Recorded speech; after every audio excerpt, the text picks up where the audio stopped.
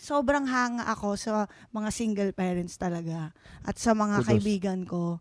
And I try to help them as much as I can.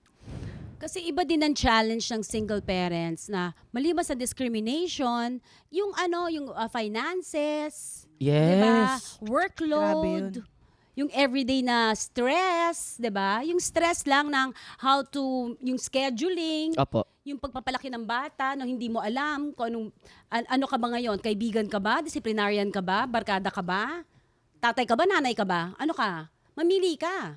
So mag-iiba-iba ka lahat ng klaseng personality. Yung paglabas mo ng bago ka matulog, aalisin mo lahat ng hats na yan because you are that persona in one day. In 24 hours, nag-iiba-iba ka ng pagkatao. 'Di ba? With Quentin, ganun ako eh. Minsan therapist ako. Minsan kaibigan, barkada ako. Minsan disciplinarian ako. Minsan instructor ako, voice teacher ako. Minsan dance instructor ako. Depende. Depende kung anong kailangan. Kung anong pangangailangan ng anak ko. Minsan naman, aso niya ako. Depende. Diba? Depende kung anong pangangailangan. Minsan military. I mean, nag-iiba-iba.